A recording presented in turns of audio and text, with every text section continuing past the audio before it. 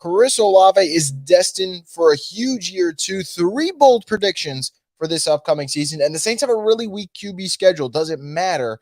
I'll explain why it does right here on the Straight Up Saints podcast. You're listening to the Straight Up Saints podcast.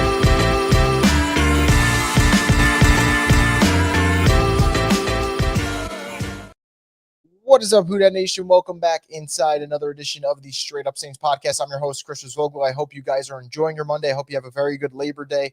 Enjoy what might be the last full week of summer before it ends. But while you're doing it this morning, if you are listening, I really do greatly appreciate it. And as always, this program is brought to you by Scott Ficknair Injury Lawyers. Have you been injured in any kind of accident, car, truck, 18-wheeler, or hurt offshore?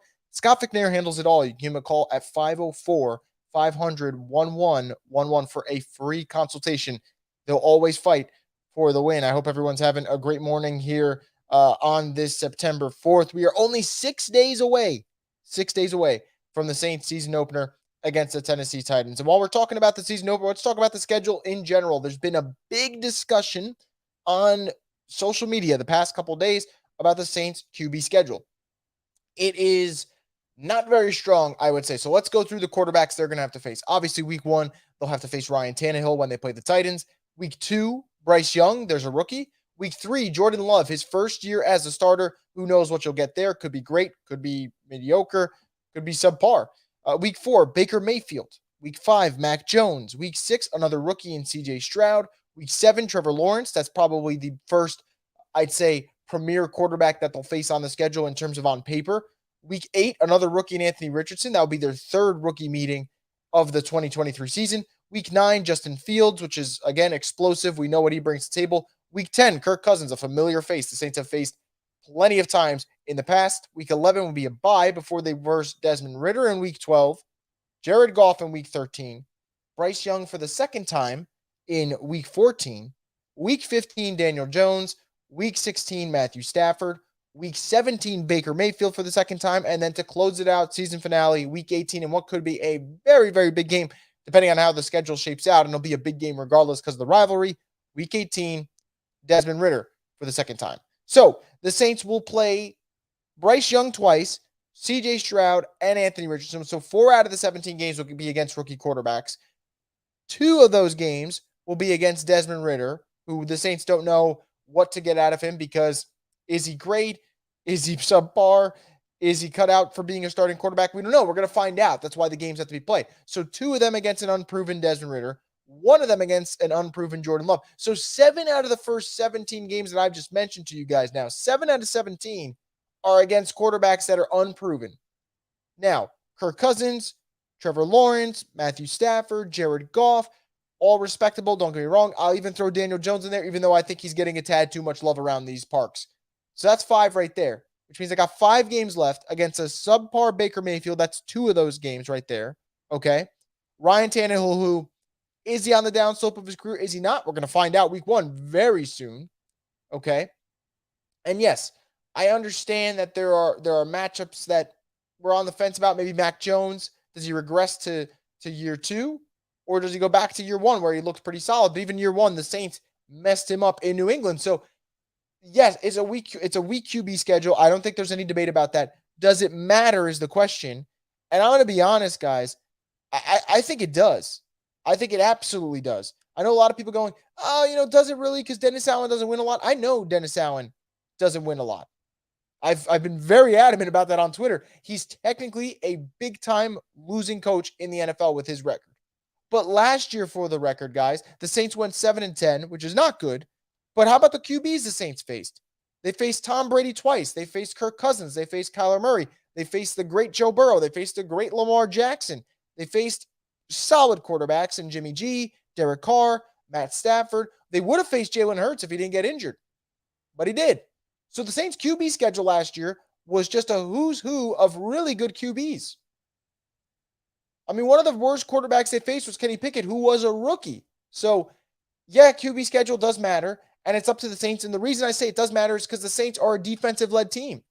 If the Saints weren't a defensive-led team, I would think differently of this. I'd be like, all right, well, it doesn't matter because your offense is going to be in shootouts anyway if your defense can't hold down their side of the fort. But the Saints are a defensive-led team, and when the defensive-led team like this roster goes up against unproven quarterbacks, rookie quarterbacks, I think it bodes well for them. And what are Saints fans scared about, right? A mobile quarterback? If I take out Justin Fields from the schedule, and don't get me wrong, he is going to be a nightmare to defend, especially if he gets his legs moving in the positive direction early and often.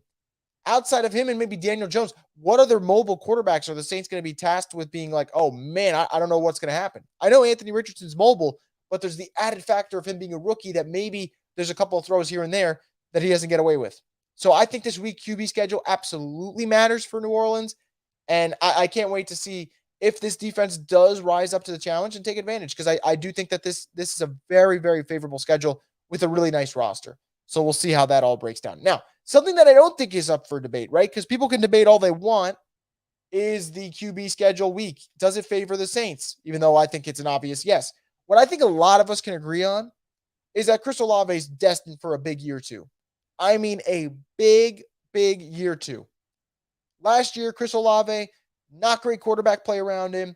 Obviously didn't have, the show-stopping rookie season you would think, but still had 72 catches, still had over 1,000 yards, had 4 touchdowns. Now, the 4 touchdowns, nothing to write home about, but again, over 70 catches, over 1,000 yards, and that was with Andy Dalton as his starter for pretty much the entire season outside of 3 games.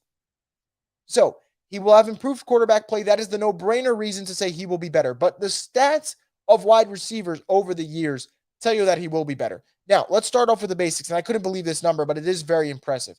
Since 2018, 28% of second-year wide receivers level up their game. In terms of all the statistics, they leveled up. 28%. That's a big number. And I think Chris Olave is the type of talent that should slide into that 28%, no problem. But let's go one step further. How do Saints receivers do in year two, specifically Saints receivers who have played under Pete Carmichael? Let's start off with Colston. Colston, year one, 1,038 receiving yards. The following year, over 1,200 receiving yards. Robert Meacham, just 289 yards his first year. Nothing really to write home about. Second year, 722. Pretty good improvement.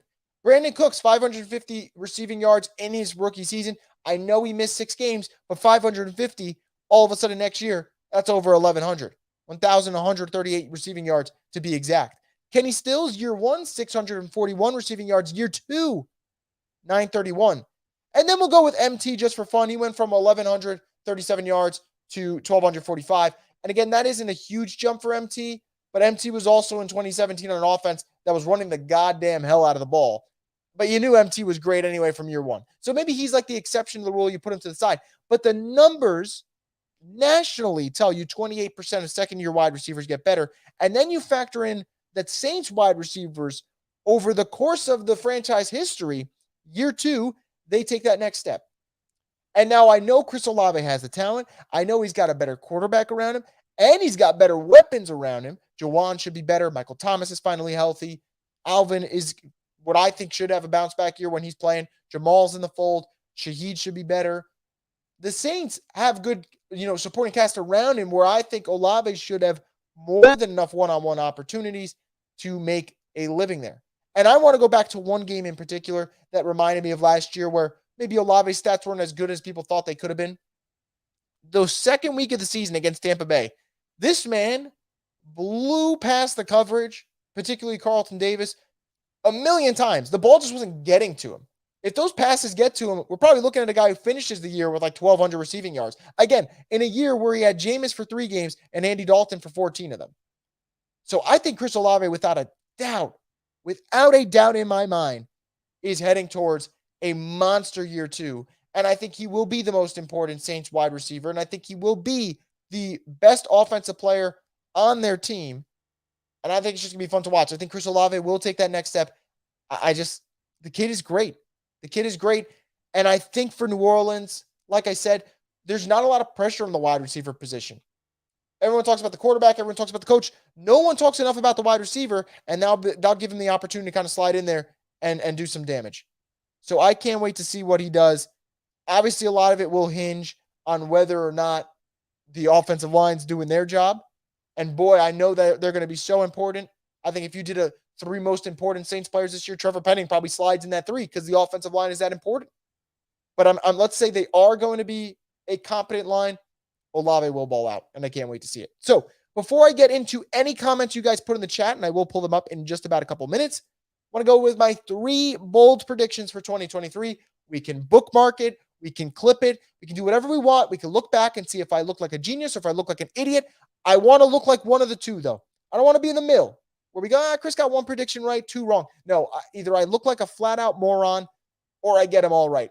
Let's start with it. Number 1, Peyton Turner will have 8 sacks this year. Maybe more, but I'm going to start with 8. Peyton Turner is healthy for the first time in his career. He's entering year 3. A lot of Saints players, especially on the defensive side, have blossomed in year 3. Think of Cam Jordan had 12.5 sacks in year 3. Trey Hendrickson had about 4.5, and that was in a rotational role. Year 3 is usually where these guys make their killing. And I think for Peyton Turner, it doesn't even have to matter that it's year 3. All that matters is that the kid is healthy, which he hasn't been over the last couple years. So Peyton Turner's healthy. He knows that it's go time. If he plays well this year, there's a very good chance that 5th-year option gets picked up because pass rushers are at a premium. It's very hard to get them. Even if you pick up that 5th-year option, could the cap be bad? Yes, but man, the alternative is paying them a lot of money. So Peyton Turner, healthy, motivated, really, really deep defensive line, so he'll be able to be fresh over the course of a game. I'm going to go Peyton Turner has 8 sacks. That would be a career year for him. Number 2, last year the Saints were in the bottom of the barrel when it came to takeaways. Right with the Raiders, they averaged 0.8 takeaways per game. This year, I think the Saints will be top 10 in takeaways. And I think there's many reasons for it, but let's start off with the first one. Marshawn Lattimore playing more than 7 games. He missed so much time last year. It wasn't talked about, and it wasn't his fault, right? Really, really tough injury. I couldn't even imagine going through what he went through. But he missed a lot of time. So naturally, when your number 1 cornerback misses a lot of time, your defense isn't going to be as good. But Lattimore will be healthy, or at least we presume he'll be healthy, which means Adebo will slide into the 2. Alante can play on the outside, but you could also put him in the slot. Ugo Amadi could be in the slot. Tyrann Mathieu picked up his game towards the end of the year very well. Does that carry over? If it does, turnovers on the way. The Saints having a more deeper and more explosive D-line will pay dividends. Peyton Turner making plays on the ball. Brian Brzee making plays on the ball with that ridiculous spin move he already has. Colin Saunders added to the mix. Nathan Shepard added to the mix. Carl Granderson has had a really, really good August. So that could help in terms of the pass rush being out there. Linebackers, you know the drill with DeMario and Pete Werner, what they're going to bring to the table, but they're not really high turnover forcing players. They're just really sound football players, which you need, of course. But I think the D-line being deeper, I think the secondary being healthy, and the secondary having their number 1 guy, I think that will pay off. And also, let's look at the trend in the preseason. The Saints forced a lot of turnovers this preseason. Forced multiple turnovers against the Chargers, multiple turnovers against the Chiefs. I think that the Saints are getting back to taking away the football. And that's something they were terrible at last year. And if they were better at that, honestly, maybe it's a difference between winning another game or 2. And again, I'm not blaming the defense. The offense was horrendous last year. But takeaways do matter in this league. You can be really great at limiting yards, but are you forcing extra possessions for your offense? Are you stealing possessions away? Can you do that? If you are, bodes really well for your football team. And I think the Saints will do that. And the one last thing I'll say about it before I get to all your comments, guys, Marshawn Lattimore missed a ton of games last year. He comes back. Do you guys remember what he did in his first game back? It was a pick 6, sealed the deal for the Saints. Saints are going to force more turnovers, especially if Marshawn Lattimore's healthy. So I cannot wait to see how this unfolds. But that will be my second bold prediction. In terms of stats on it, I'm going to go somewhere in the 20s. I'll go somewhere in the 20s for the total season, which means I'd give them at least 1 point something turnovers per game. I'll say the Saints as a whole, 26 takeaways this season. I'll say that's a comfortable number. And if we go by the numbers last year for the NFL season, the number 1 team was the Cowboys, and that was with 33. But if the Saints get around 26, that will put them in the top 10. It probably put them close to the top 5. So I'm going to go 26 takeaways this upcoming season.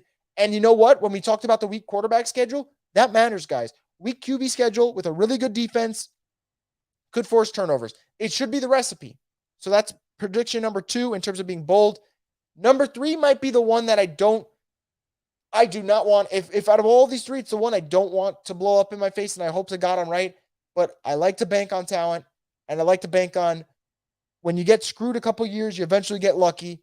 I'm going to say Michael Thomas plays in at least 10 games. And maybe this is a prediction that blows up in my face. Maybe it's me being too much of a Michael Thomas stan, as the people say on Twitter. But he seems healthy, and they don't need him to be Michael Thomas of old. And I think that's why I feel like I can say that and feel decent about that prediction. Because last year, the Saints needed Michael Thomas to be Michael Thomas. I don't care what anyone says. They needed him to be Michael Thomas. But this year, Olave's gotten better. Shaheed's gotten better. Alvin should be much improved compared to last year in terms of usage, because it wasn't Alvin's fault. They just utilized him terribly. Jamal should help the run game. Taysom's still around. Jawan's going to be better. Foster Moreau's in the mix. Kirkwood should be a at least decent player for them. Maybe A.T. Perry. And improve quarterback play. I don't think Michael Thomas has to be Michael Thomas of old anymore. And I know I'm making a crazy prediction because Michael Thomas hasn't played in 10 games since the 2019 season, I believe. But I am going to go Michael Thomas plays at least 10 games. And I think the reason I feel that way is they don't have to overwork him. They don't. There might be some games that, hey, Mike's doing his thing fine. But in others, if it's a ground and pound game, Mike can take a backseat if he has to. They don't need Michael Thomas to be the best wide receiver in football. They just need him to be on the field. Because I want to make this very clear. If the Saints are going to contend this year, Mike's got to be out there. And I'm not saying for the NFC South. I think the Saints can win the NFC South without Mike, even though I'd love to see Mike out there being part of a division champ. But if the Saints are going to shock people and take advantage of that weak QB schedule and take advantage of the fact that they're kind of flying under the radar, Mike's got to be a big part of it. So that'll be my third and final one. And I hope to God I'm right. I'm going to say Michael Thomas plays in at least 10 games. The mentality is there. The just being satisfied with where you're at. I think Mike is happy with the Saints right now. He loves his quarterback. I think he'll play 10 games. And if I'm wrong, I'm wrong. And I'll be crushed about it because nothing would bring me more joy than seeing Michael Thomas do his thing on Sundays. We all saw last year how good he was against the Falcons in week 1. And that's what made it so painful for him to get hurt again. Is like, man, he can still be that dude, but he's not healthy enough. I think that changes this year. Michael Thomas, at least 10 games. That's where I leave you on my bold prediction. Now, before I get into the fan comments for you guys, I just want to get a quick word from one of our sponsors, DraftKings. Can you believe we've had 7 months without an NFL game? Crazy, right? Well, good thing that's over. NFL's here, and DraftKings Sportsbook, an official sports betting partner of the NFL, is giving you a can't-miss offer for Week 1. This week, new customers can get $200 in bonus bets instantly when you bet just $5 on any NFL game. DraftKings is hooking everyone up with game day greatness. All customers can take advantage of 2 new offers every single game day this September. Check the app to see what you get. Download now and use code BOOT to sign up. New customers can take home $200 in bonus bets instantly just for betting $5. That's code BOOT only on DraftKings Sportsbook, an official sports betting partner of the NFL. The crown is yours. So let's get into those fan comments that you guys have put up so far. Hopefully you guys have your own predictions or your own questions, whatever it may be. Obviously, good morning to everyone in here. Jerry says it is game week. It absolutely is game week, 6 days away from the Saints season opener. I can't wait. I'm so excited. I think knowing that this team does have potential and knowing how last year ended, where we got to the point where late in the season, it was like the games happened and it was tough to get excited because you didn't know if the team was going in a different direction. You didn't know if they had any, you pretty much felt like they had no shot at making the playoffs. It made it pretty depressing. But this year, the excitement is absolutely back. So let's get into it. More good mornings from people. Hope you guys are having a fantastic Monday morning on this Labor Day. I hope you guys enjoy the rest of your day after this. Brian says, who dat? Saints should easily get 2-10 wins. I agree. I actually had this conversation on Twitter the other day, and someone was like, why are we expecting Dennis Allen to work a miracle? And I said, I'm not expecting him to work a miracle. I'm expecting him to do his damn job and win 10 games in a favorable schedule with a roster that's ready to rock. So that's the way I see it. New Daylight Presents says, if we don't get 10 wins, my name is Pamela Anderson. I mean, that would be a great name. So, yeah, I don't blame you. Alex says, Baker may be without Mike Evans, to which makes those 2 games against Tampa even more favorable. Even if he is, like, we got to remember, and I'll pull up the stats for this just to be completely accurate here. The Saints played Baker last year, and I know they lost, so like let me not act like I'm going to start taking a victory lap here. The Saints held Baker Mayfield to 12 of 25. 12 of 25. I think the days of Baker Mayfield being a really good quarterback, they're over. So you're going to get him 2 times a year. If you don't get him for the second meeting, you get Kyle Trask. Who gives a shit? Then you get Desmond Ridder 2 games. Bryce Young, a rookie, 2 games. Like the schedule's there. So I understand that Dennis Allen is no Bill Belichick in terms of being a winner, but I am not going to cut him slack just because his history is bad. He's got to win 10 games in my mind and just win the division. Margaret says injuries will dictate how many wins we'll have. I would imagine so. I'd imagine so. I mean, injuries last year decimated the Saints, so I hate to see it happen again. Nicole says I went out on a limb and took him in the first round of all my fantasy drafts. I'm assuming this is about Olave since we talked about him earlier, and I don't blame you. I think Olave is destined to get into the top 10 in receivers. I really do. And I think like every year, there's a couple of guys that kind of get ushered out and a couple of guys that get ushered in. And if Olave is getting ushered in, who's getting ushered out? Is it a Cooper Kupp who's banged up? Is it Devontae Adams, who I think is still great, but I don't love the quarterback fit for him because Jimmy G doesn't stretch the field. Maybe statistically, he kind of takes a back seat. Olave slides in with maybe his former Ohio State teammate in a Garrett Wilson. Brian says, saw reports saying he could win Offensive Player of the Year. I don't know if he will, but he's talented enough. But I don't know if he will.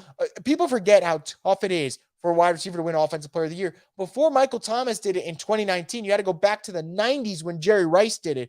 It's so hard to do, but it is possible. Margaret says, I worry about Atlanta this year. I think they have a good team. And I think that's a definite fair concern. I actually think that, and I didn't put this in bold predictions because I've already tweeted it before, and I'll tweet it again before the season starts. I actually think 2 teams for the NFC South can make the playoffs. And I think it will be those 2 teams. I think New Orleans and Atlanta, if 2 of them make it, those would be the 2 that I'd say. Obviously, we know how we feel about the Saints with the proven roster, the weak schedule. But I think Atlanta has a really, really good identity offensively in terms of running the football. And I think they have a pretty nice schedule as well that favors for them. So if I were to pick one team in the NFC South that kind of concerns me, it without a doubt would be Atlanta. Alex says, Olave's situation feels similar to Garrett Wilson. Both had 1,000 receiving yards with subpar QBs in their rookie years and have better weapons around them as well. Yep, better QBs, better weapons around them. They take that year 2 jump anyway because of experience. It makes a lot of sense. Margaret says, Olave needs to improve with runs after the catch. He seemed to fall after he caught the ball last year. I think that's a fair concern. I think another one that people had and was the main one, catching the ball in traffic, making those catches, knowing you're going to take a big hit, but can you come down with it? I think Olave's put on the muscle for that, and I think that will improve his game. But I also think Olave is the type of player where he gets so much separation on his routes, there aren't a lot of moments where he has to make those catches. But I would say that's something that he has to get a little bit better at. Nicole says, if we had a competent QB last season, he would have been Offensive Rookie of the Year. I think that is a very, very fair statement, and it's hard to argue against it. Like Garrett Wilson is your Offensive Rookie of the Year, and his numbers were barely better than Olave's. So, yeah, if Olave had a better quarterback, he probably would get it. Justin says, do you see Saints moving on from Traquan? I hope so. I really don't know. Or Justin to get me cash, I should say. That's a hell of a name, by the way. Do you see the Saints moving on for Traquan? I do not. I think the Saints are committed to Traquan. And I think the Saints like Traquan because when he's healthy, he knows his role, blah, blah, blah. I've said this a million times. I'm so tired of saying it, but that is why they like them, why they like Traquan. And I don't even agree with it to a certain extent because like he's never healthy, but I also don't care enough about this because he is wide receiver 4. Like I'm not going to lose my sleep over Traquan being healthy or not because if he is healthy, great. If he's not healthy, that should not stop the Saints from reaching their goals. So that's the way I see it. I get why everyone's frustrated, and I agree with everyone's frustrations because, like, he's always freaking hurt. But I'm not going to lose sleep over it because he is wide receiver 4, and I do think he is a solid football player, but he's never healthy anyway, so it's like, who cares? Not going to lose sleep. New Daylight presents to ask, what was the stat of your second prediction? I'm not knowledgeable with acronyms. The 0.81. Oh, takeaways per game. It was how many takeaways the Saints forced per game. It averaged to 0.8 because they had less than 17 takeaways last year. Again, my math isn't great on that, but it was 0.8 takeaways per game. Brian says Saints really did miss Lattimore. Yep, absolutely did. No doubt about that. New Daylight Presents says, I hope they use MT in a wise way with the depth we have. I agree. Don't need to make MT be an absolute, unit in terms of 50 snaps a game, 50 snaps. Like, no. Use him wisely. Make sure you have him for the entire marathon, not just the sprint. Brian says, how many touchdowns do you think Michael Thomas will have? I don't know. That's a good question. Maybe 6 or 7. Mike was never a big touchdown guy in the first place. Like, his best years are 9. So I'll go 6. But I could see him. He could shatter that if he's healthy, obviously. My bold prediction, New Daylight Presents says, Brzee, Rookie of the Year. I love that. I love that prediction. I don't know if he gets there because I think Will Anderson Jr. will probably put up disgusting numbers, especially because Houston's going to be so reliant on him defensively. But I like that prediction a lot. That's a really good prediction. That's the perfect bold prediction right there. Alex says, my 3 bold predictions. Juwan leads the team in receptions. Alante leads the team in interceptions. And Pete Carmichael uses Taysom effectively. I mean, that's the definition of bold, right? I don't think Juwan will lead in receptions just because the tight end position doesn't, but that is the definition of bold. I do like that. Alante leading the team in INTs is interesting because if Alante just caught the football last year, he would have led the team in INTs. He had a lot of plays on the ball, just couldn't finish it. So I really think that one is possible. He just has to make the play on it. And then Pete Carmichael using Taysom effectively. That might be your boldest of the bunch.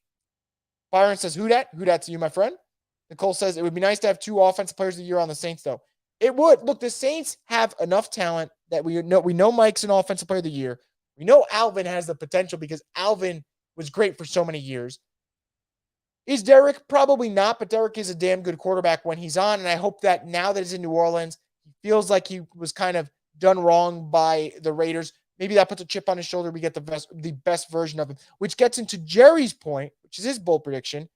Derek Carr will have a big year as a Saints QB. I think he will have a big year.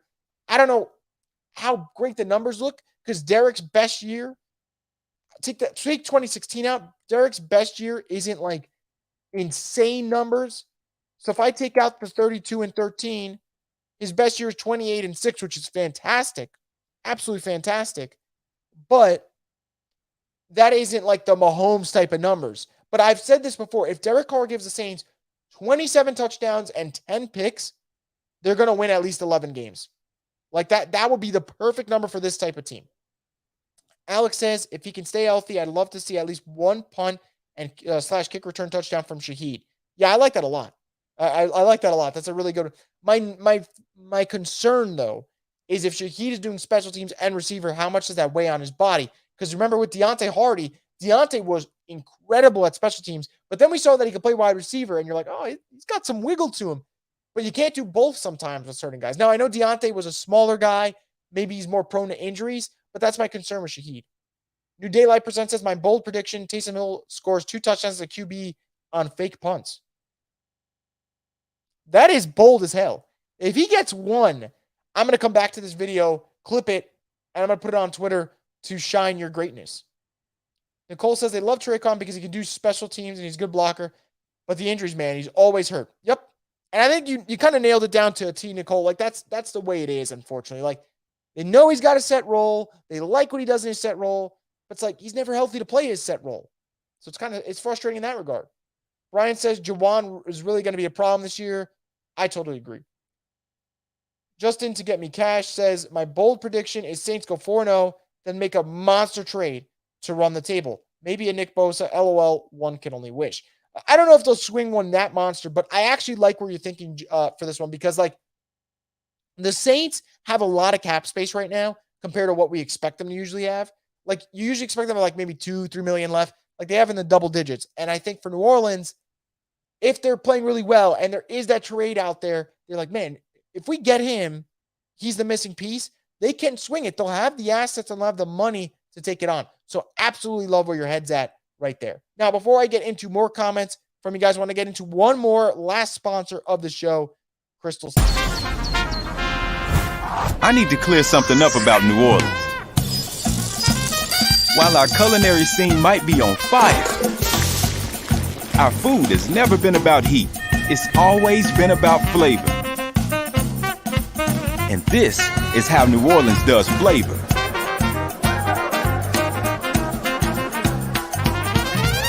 Are we clear? Crystal. How New Orleans does flavor. Once again, thank you to Crystal for being part of the program. So let's get back into a couple more comments you guys have. Whatever you have left, we'll get through them, and then we're off on our Monday. So I hope you guys have a great Labor Day after this. So Brian says, I have Carr and Olave on my fantasy football team, so I'm hoping for some big points. Yeah, you're hoping for those like kind of long ball connections where all of a sudden you look back at your phone and like, all right, that was like 20 fantasy points for me on that one connection since you have that stack. So I think that is the way to go, by the way. If people are going to stack a QB with the wide receiver for the Saints, obviously Carr, your QB1, no brainer. But I think Olave and Carr have developed that connection, and it's been brewing since May. Like, it is there, and I do think it's going to be a really nice special connection, as Brian mentions in the chat. New Daylight presents us. I don't feel like that team needs more players at the moment. We just need positive references, and I hope that with 4-0, we'll have enough. Yeah, but I will say, if you're New Orleans, right, if you're sitting there and all of a sudden a pass rusher's available, like a rental, or if you're not feeling great about your wide receivers, and, we'll mention him for the 50th time this year, Hunter Renfro's there and they want to trade for him. Like, those guys could be the difference between winning it all and making the playoffs, losing, and sitting there going, man, I wish we made that trade. So I'm not saying it's going to happen, and I'm not saying the Saints need to make a trade. I think the Saints have more than enough to contend.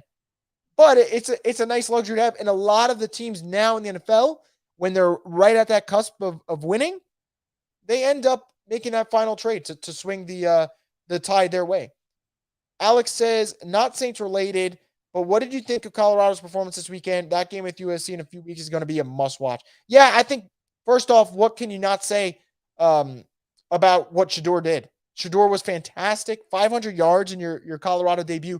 Travis Hunter playing like 110 snaps was disgusting, both concerning for him because health-wise it's not sustainable, but also incredible what he was able to do. But it's great for college football. It's great for Colorado. It once again proves that Deion Sanders just continues to win regardless of what he does in life. And then I think the important thing about the USC thing, that is going to be a shootout, an absolute shootout. Like, I'm talking easily in the 30s. So, yeah, I think that's gonna put the Colorado program back on the map in a big way. And depending on how that goes, I don't know how much longer Deion will stay at Colorado if they have games like that. New Daylight presents as Chris after seeing the preseason of other teams. Sorry, not Saints related. By the way, please no one ever apologize for putting something not Saints related. You can put whatever you want in the chat. I promise you. Just don't get inappropriate or don't get too silly on me. But anything football related, life related, put it in. I don't care. I'm cool with that. Anything caught your eye and could make a mini prediction of other divisions. Yeah, I mean, NFC North, I weirdly kind of like the Packers to be like a 9-8 sleeper team this year because I like their young talent on defense. NFC West, I think Rams, Cardinals will be terrible. They might be in the tanking conversation, which leaves you with just Seattle and 49ers, which is good for the NFC South because maybe you could steal an extra division spot. NFC East, I don't know what the hell to make of Dallas. Like, part of me thinks Dallas' roster is great, but the other part of me is like, I think the Trey Lance thing could be a little bit of distraction in the sense that, like, does Dak feel like, well, man, they might be pushing me out of here? And if that is the case, how does he respond? Does he have a great season because of it? Or does he throw more interceptions? I'm curious about that. Elsewhere around the league, NFC North, I thought the Steelers looked incredible in the preseason. Does that mean they'll have success in the regular season? I don't know, but that man, Mike Tomlin, does not go under 500. So I thought they looked really good. AFC South, I think you're just looking at the Jags probably, but I think the Titans are going to be a really, really respectable team. AFC West, I was surprised at how Russell Wilson still doesn't look like Russell Wilson. And I'm very curious to see how our former favorite coach, Sean Payton, is able to handle that. And they also got no wide receivers right now, so they could be in for a tough year, which, by the way, I'm not saying you want to wish poorly on people, but if the Broncos aren't good next year, Saints have a higher second-round pick. So I'm not saying I want them to lose, but I want them to lose. New Daylight Present also says, not Saints related, but did you watch LSU? Yeah, I'm going to be honest, guys. I don't feel comfortable watching an LSU team that doesn't have a nasty secondary right now. It's just weird to me. It's very weird. But I think this is the risk you run with games like this, right? While you got like Alabama versus like Middle Tennessee. If you're running the risk of playing a Florida State early in the season like that, when your team's not on their, not hitting their stride, you run the risk of taking that early L. Margaret says offensive line is the key if they can give Carr time to throw. No doubt about it, Margaret. Absolutely agree. They got to give him time to throw, and if they do that, he'll be just fine. Justin to get me cash says, who scores the first touchdown for the Saints? I'm going to go with, it's a great question. I'm going to go either Jawan Johnson or Jamal Williams. Those would be my two. I'll go with Jawan, but I would not be surprised if it's Jamal. But I'm going to go with one of those two, but I'm going to go Jawan there for the first Saints touchdown, which, by the way, love that freaking question because I can't wait to see who it is. There is that kind of excitement of who's the guy to kind of break the seal there and get that first touchdown. But anyway, guys, thank you so much for tuning in to this edition of the Straight Up Saints podcast on this Monday morning on Labor Day. I hope you have a fantastic week. As always, we're going to have more content, especially because it's Titans week. The season is finally here. Can't freaking wait. But thank you so much for tuning in, guys. I hope you guys have a fantastic rest of your Monday. Enjoy the rest of the week. And I can't wait to talk more Saints football with you soon. Post-game live stream on Sunday. It's going to be a fun one. Can't wait to talk about it with you right here on the Straight Up Saints podcast.